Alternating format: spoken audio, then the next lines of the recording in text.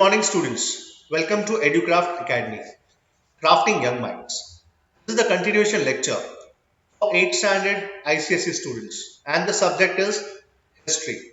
We are continuing with chapter number 9, that is the struggle for freedom from 1916 to 1947, and this is me presented by Zahir sir. Okay, in the last lecture, I think we have completed till Khilafat movement, right? And yes, I was going to start the Chauri Chaura movement. Sorry, Chauri Chaura incident, not movement, incident, right? यहाँ तक मैंने खत्म कर दिया था.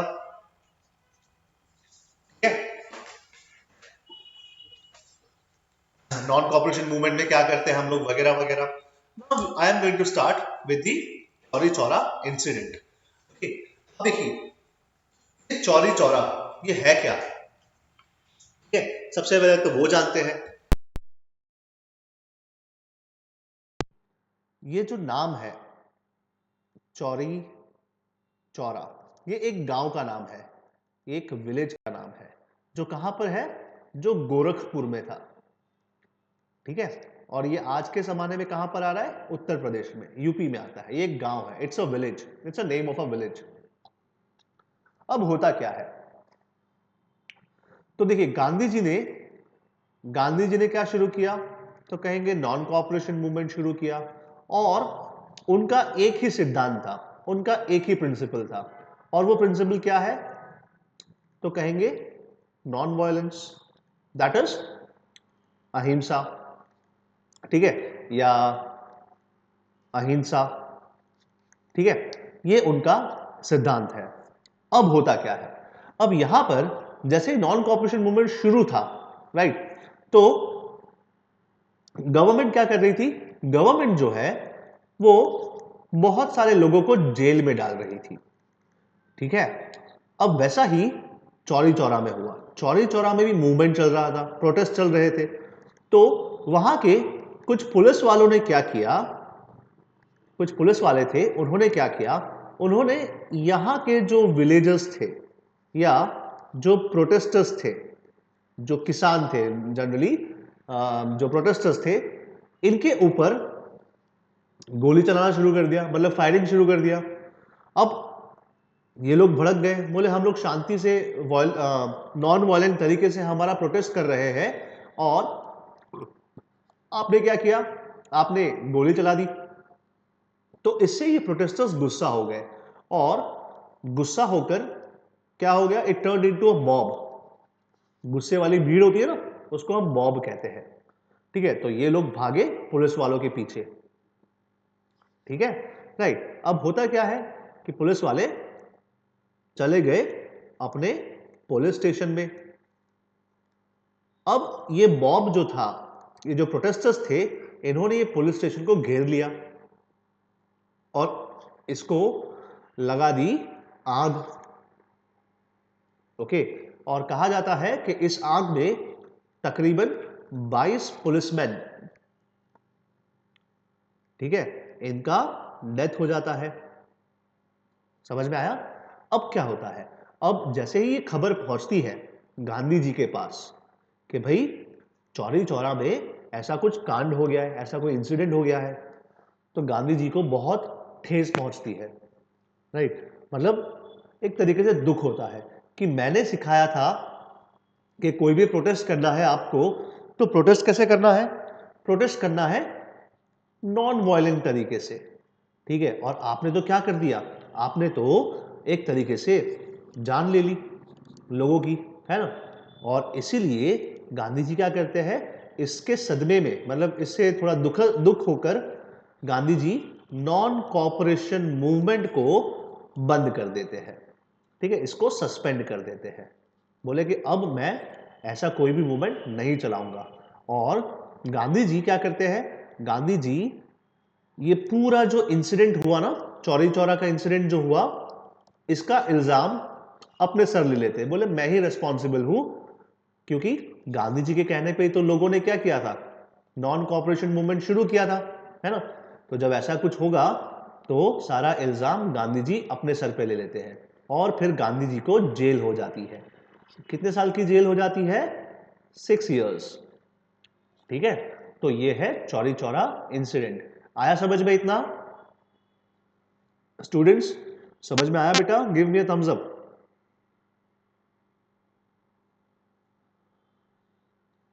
Okay, तो ये है चौरी चौरा इंसिडेंट। ठीक है, चलिए अब इसको पढ़ते हैं, क्या लिखा है। लिखा है the government tried very hard to suppress the upsurge, all important leaders and thousands of people were put behind the bars. The movement was in full swing when it took a violent turn. The police fired, police ने क्या किया? Police ने fire किया at a procession. Procession का मतलब protest, जो protest कर रहे थे उनके ऊपर फायर कर दिया। कहां पर? कौन से गांव में? Chauri Chaura, a village. कहां पर है ये? UP, that is in Uttar Pradesh, उस समय का United Provinces. Okay, the angry crowd attacked and burned down the police station. 22 policemen were killed in that incident. Gandhi ji was very upset, बहुत दुखी होते हैं with the violent incident. Taking up arms was against his policy of non violence, है ना, कि भाई आपको कुछ भी करना है, आपको दंगे फसाद, आपको किसी की जान नहीं लेनी है, किसी को मारना नहीं है, और यही चीज ये लोग कर दिए थे चौरी चौरा में, right. So Gandhi ji called off the movement, Gandhi ji ने ये मूवमेंट बंद करवा दिया। कौन सा मूवमेंट? नॉन कॉपरेशन मूवमेंट, बोले बंद करो। The British government arrested Gandhi and he was sentence to 6 years of imprisonment. अब 6 साल की गांधी जी को सजा होती है, और यहां पर आपका एक पूरा मूवमेंट खत्म हो जाता है, नॉन कॉपरेशन मूवमेंट खत्म होता है। ठीक है, अब देखिए यहां पर, अब देखो गांधी जी 6 साल के लिए जाएंगे तो भाई 1928 में वापस आएंगे बाहर, है ना। लेकिन उसी दौरान क्या होता है, नेक्स्ट हमारा जो टॉपिक है वो होता है दैट इज ऑफ 1927। यहां पर आते हैं साइमन साहब। साइमन एक कमीशन के साथ आते हैं। कमीशन का मतलब एक कमिटी, अपने मेंबर्स, कमीशन का मतलब मेंबर्स, मेंबर्स के साथ भारत में आते हैं। और मतलब बेचता कौन है इनको? इनको बेचते हैं ब्रिटिश सरकार, इंग्लैंड से आते हैं ये। क्यों आते हैं? तो कहेंगे भारत में एडमिनिस्ट्रेटिव रिफॉर्म्स के लिए। रिफॉर्म्स का मतलब चेंजेस के लिए आते हैं। लेकिन क्या होता है, लेकिन यहां पर हम लोग ये साइमन कमीशन का बॉयकॉट करते हैं। बोले हमको ये साइमन कमीशन नहीं चाहिए। क्यों नहीं चाहिए? क्योंकि आप आए हो हमारे लिए, हमारा सुधार करने के लिए, हमारे अंदर एडमिनिस्ट्रेटिव, भारत का एडमिनिस्ट्रेटिव रिफॉर्म करने के लिए। लेकिन आपके कमीशन के मेंबर्स में देयर इज नो इंडियन, कोई भारतीय ही नहीं है इसमें। ठीक है, तो ये कैसा रिफॉर्म जहां पर किसी भारतीय का रिप्रेजेंटेशन ही नहीं है। ठीक है, इसीलिए हम लोग क्या करेंगे, हम लोग बॉयकॉट करते हैं ये साइमन कमीशन। और ये साइमन कमीशन जहां जहां गया ना, जहां जिस भी एरिया में गया भारत के, वहां पे लोग इकट्ठा होते और इसके खिलाफ नारेबाजी करते। क्या करते? नारेबाजी। नारेबाजी समझते आप लोग? ठीक है, और नारेबाजी में क्या नारे लगाते?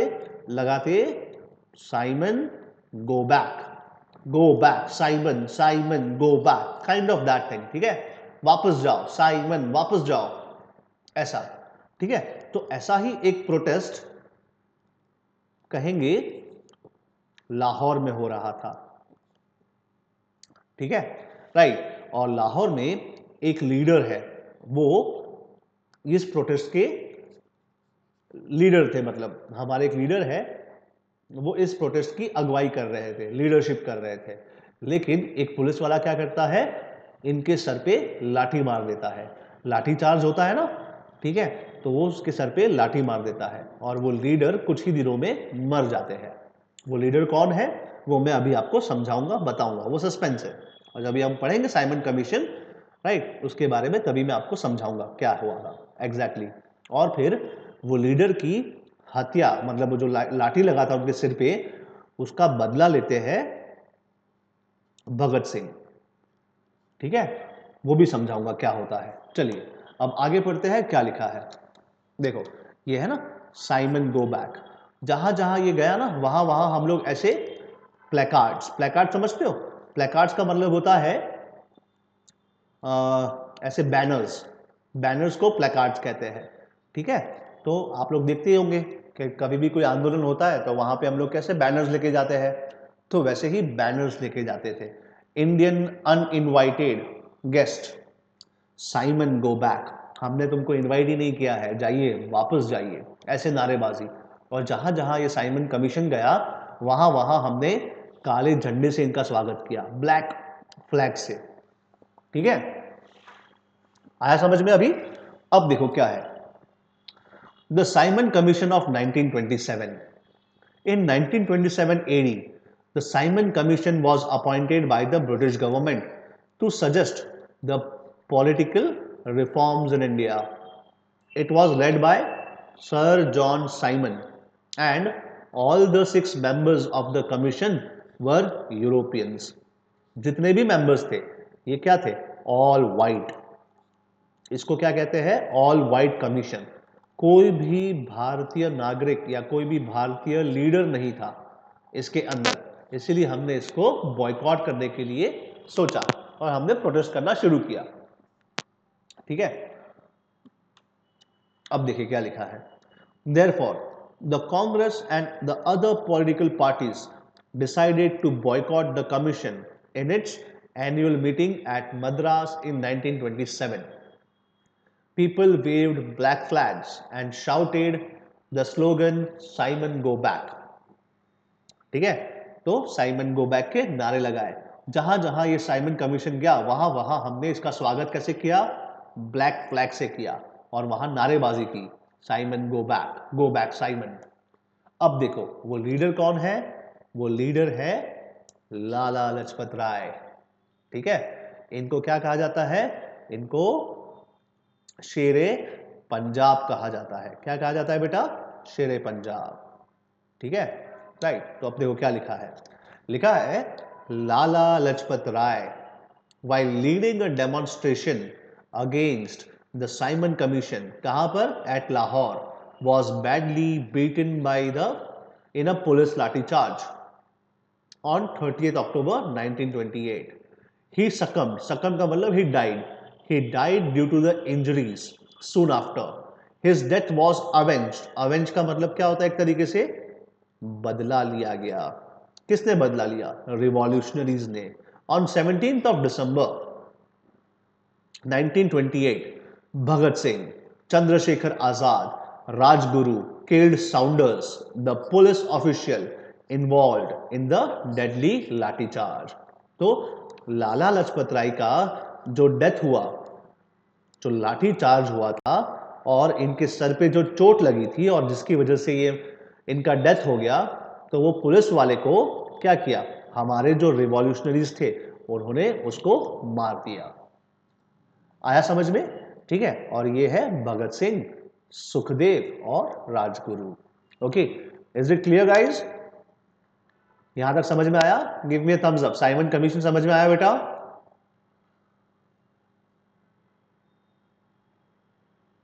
ओके, सभी को आया ना समझ में? मुझे खाली 2 ही थम्स अप मिले हैं।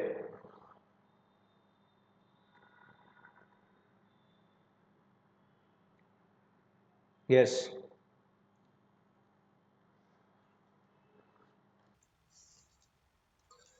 हमारा नेक्स्ट टॉपिक जो है वो है लाहौर सेशन। क्या है? ठीक है। लाहौर क्या है? जगह का नाम है। कहां पर है ये? आज के जमाने का पाकिस्तान, वहां पर है। पहले क्या था? ये अनडिवाइडेड इंडिया का पार्ट था। अब आपको पता होगा, जैसे कि मैंने आपको बताया था, 1885 में कहेंगे कि कांग्रेस का एस्टैब्लिशमेंट होता है। कौन एस्टैब्लिश करता है इसको? एलन ऑक्टेवियन ह्यूम एस्टैब्लिश करते हैं, ठीक है। तो तब से लेकर हर साल, ईच एंड एवरी ईयर, ठीक है, चाहे 1885 हो, 1886 एंड सो ऑन। अभी हम क्या पढ़ रहे हैं? 1929, है ना। तो 1929 तक, मतलब इसके आगे भी, लेकिन क्या है, एवरी ईयर कांग्रेस के सेशन होते थे। क्या होते थे?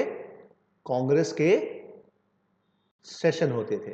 जैसे अभी आपको साइमन कमीशन समझाया ना, राइट, तो साइमन कमीशन के समय पर भी कांग्रेस का सेशन हुआ था। कहां हुआ था ये सेशन? चेन्नई में, मद्रास में, ठीक है।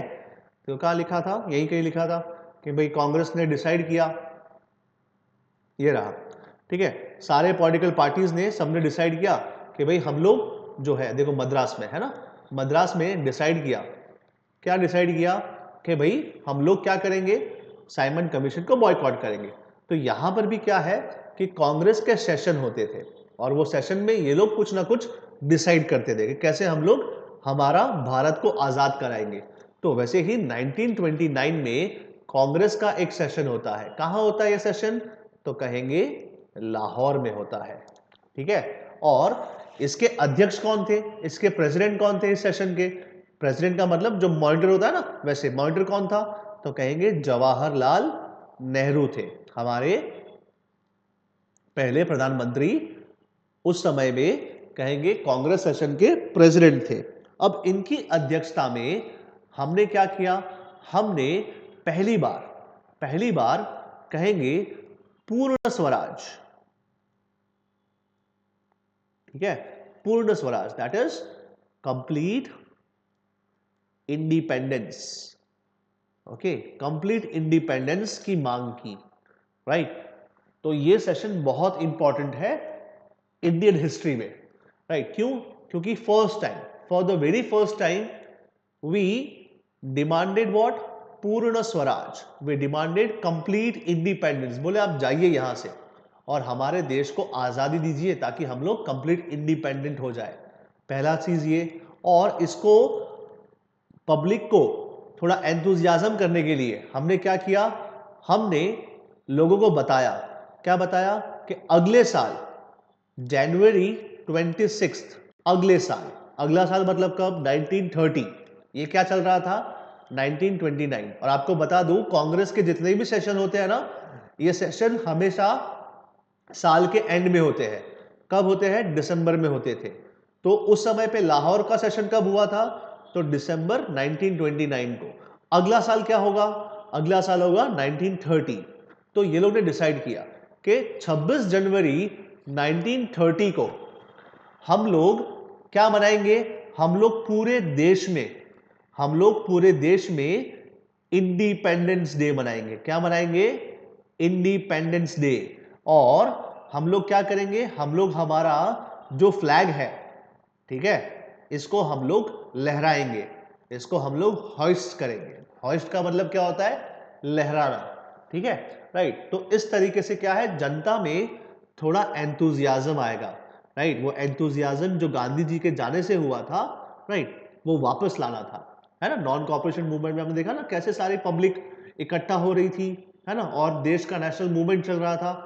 तो वैसे ही लोगों में थोड़ा जुस्सा, जुस्सा को क्या कहते हैं? एंथुजियाज्म भरने के लिए कांग्रेस सेशन ने, लाहौर के सेशन में क्या किया? डिसाइड किया कि अगले साल, जो 26 दिन के बाद ही है, लेट अस से अगले महीने, जो 26 जनवरी की जो डेट है, ये दिन पर हम लोग क्या मनाएंगे? इंडिपेंडेंस, हमारा इंडिपेंडेंस डे मनाएंगे, राइट। और हम लोग हमारा राष्ट्रगान भी गाएंगे और फ्लैग को भी लहराएंगे, ठीक है। तो यही चीज हुआ, है ना। तो यहां पर देखो क्या लिखा है, लिखा है Lahore session of 1929। The Congress met at Lahore in 1929 AD under the presidency of Jawaharlal Nehru, the son of Motilal Nehru. A civil disobedience movement led by Gandhi was launched against the British. The goal of this movement was Purna Swaraj, that is, complete independence. It was to be achieved by breaking the laws. In the Lahore Congress session, it was decided to observe January 26, 1930 as Independence Day all over the country. The tricolor flag adopted by the Congress was hoisted on that day all over the country. तो ये है Lahore session. याद रहेगा Lahore session क्या है बेटा? समझ में आया? Give me a thumbs up. Lahore session क्यों इंपॉर्टेंट है? क्योंकि इसी दिन मतलब यही सेशन में हमने बहुत सारी चीजें ठानी थी कि हम लोग हमारा इंडिपेंडेंस डे मनाएंगे, फिर हम लोग पूर्ण स्वराज की मांग करेंगे, राइट? ठीक है, अब आगे देखते हैं। आया समझ में? यस यस, ठीक है, थैंक यू। अब आगे, अब क्या है, यही सेशन के दौरान गांधी जी ने डिसाइड किया कि हम शुरू करेंगे सिविल डिसओबीडियंस मूवमेंट। और इसकी शुरुआत हम कैसे करेंगे? सॉल्ट टैक्स को अबॉलिश करवा के। कैसे? सॉल्ट टैक्स को अबॉलिश करेंगे। ओके, ठीक है। और इसीलिए गांधी जी ने क्या किया? गांधी जी ने दांडी की यात्रा की। इसको हम क्या कहते हैं? दांडी यात्रा, और वी कैन से दांडी मार्च। ठीक है, अब ये दांडी क्या है? ये दांडी है, डंडी नहीं है। ठीक है, ये क्या है? दांडी, ना कि डंडी। ओके, तो दांडी है, दांडी मार्च। अब ये दांडी क्या है? Dandi is a place, is a name of a place. कहां पर है ये? हमारे गुजरात में वलसाड के आसपास है। ठीक है, ये क्या है? ये एक कोस्ट है। कोस्ट मतलब समझते हो? कोस्ट का मतलब होता है दरिया किनारा। अब दरिया किनारा में क्या होता है आपको पता है? क्या होता है यहां पर? यहां पर नमक, सॉल्ट प्रोड्यूस किया जाता है, नमक प्रोड्यूस किया जाता है। ठीक है, तो गांधी जी बोले कि अब मैं दांडी यात्रा करूंगा और वहां जाके नमक बनाऊंगा और ब्रिटिश सरकार को बताऊंगा कि नमक तो हमें फ्री में मिलता है, तो हम आपका टैक्स क्यों भरे, और इसीलिए हम टैक्स नहीं भरेंगे। ओके, क्लियर है ये? सिविल डिसोबीडियंस मूवमेंट की शुरुआत कैसे हुई? ओके, अब होता क्या है? तो गांधी जी डिसाइड करते हैं कि अपना जो अहमदाबाद है, जहां पर हम सब रहते हैं, वहां पर गांधी जी का आश्रम है, जिसको हम क्या कहते हैं? गांधी आश्रम। ठीक है, जो किसके किनारे पे है? कौन सी नदी के किनारे पे है हमारा गांधी आश्रम? साबरमती के किनारे, है ना?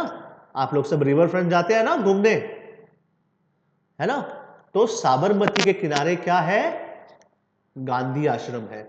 तो गांधी जी ने डिसाइड किया, बोले मैं अपने आश्रम से अपने 78 फॉलोअर्स, ठीक है, कुछ फॉलोअर्स इन्होंने चुने, और 78 फॉलोअर्स के साथ मैं क्या करूंगा? मैं दांडी की यात्रा पे जाऊंगा, मैं दांडी मार्च करूंगा और ब्रिटिश सरकार को बताऊंगा कि जो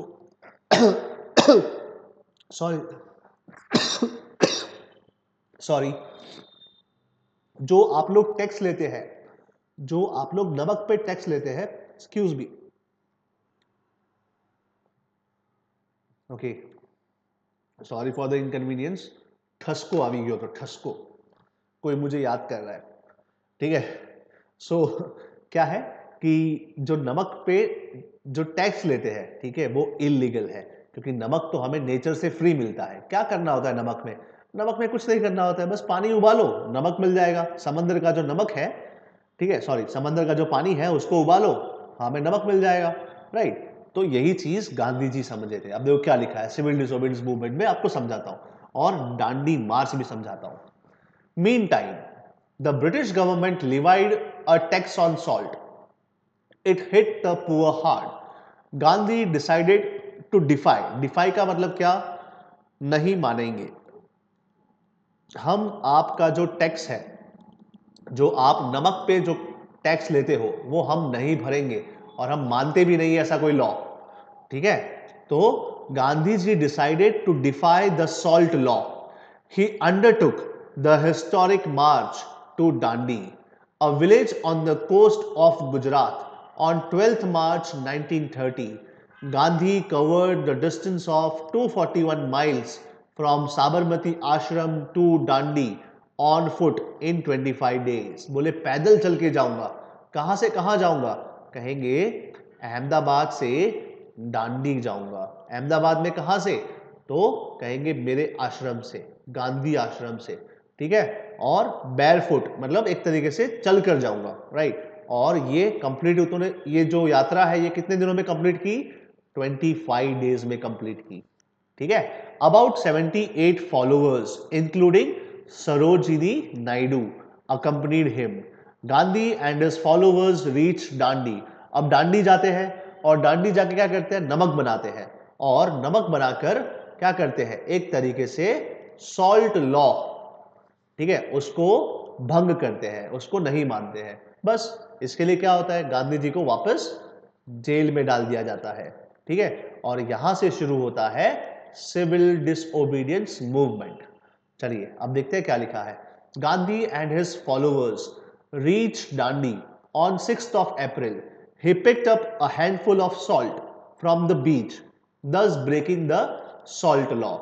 This incident sparked a mass movement throughout India. People boycotted the British products and refused to pay taxes. They started picketing shops, selling foreign goods and liquor, and made bonfire of foreign goods and clothes. Soon the government, as a result, took repressive measures and declared Congress illegal. ठीक है, तो गांधी जी क्या बोलते हैं अभी आपको क्या करना है, आपको मतलब लोगों को बॉयकॉट करना है। क्या बॉयकॉट करना है, तो कहेंगे फॉरेन प्रोडक्ट्स, जो ब्रिटिश प्रोडक्ट्स है इसको आप लोग बॉयकॉट करो। फिर क्या करेंगे फॉरेन प्रोडक्ट्स का, तो कहेंगे इसको आग लगाएंगे, बॉन फायर करेंगे। आई होप आपको अभी मीनिंग मालूम है बॉन फायर का, ठीक है, बॉन फायर करेंगे। फिर क्या लिखा है, पिकेटिंग ऑफ लिकर शॉप्स, ठीक है, लिकर का मतलब दारू, जो दारू बेचते हैं जो शॉप्स, इनके सामने इकट्ठा हो जाओ, ठीक है, और ये शॉप्स बंद करवा दो। और यही नहीं, जो शॉप्स फॉरेन गुड्स भेजती है या बेचती है, इसके सामने भी आप लोग धरना दो, प्रोटेस्ट करो, ताकि वो बंद कर दे अपना शॉप, राइट, ये भी करेंगे। और इसको देख के सरकार क्या करी, सरकार गुस्सा हो गई और सरकार ने बहुत सारे रिप्रेसिव मेजर्स अपनाए। रिप्रेसिव मतलब क्या, इस आंदोलन को कुचलना इसको हम कहते हैं रिप्रेसिव मेजर्स अपनाए, ठीक है। और बोला कि कांग्रेस कैसी है, कांग्रेस जो है वो इल्लीगल है। क्या है, इल्लीगल है, ठीक है। यहां तक समझ में आया बेटा, यहां तक समझ में आया, give me a thumbs up. Yes yes, ठीक है। अब ये जो राउंड टेबल कॉन्फ्रेंस है, इसके लिए मैं आपको नेक्स्ट क्लास में पढ़ाऊंगा कि राउंड टेबल कॉन्फ्रेंस क्या है, okay. And in the next class या फिर उसके कमिंग क्लास या 2 लेक्चर्स और लगेंगे और उसके बाद आपका सिलेबस कंप्लीट हो जाएगा, मतलब 9 चैप्टर कंप्लीट हो जाएगा, ओके।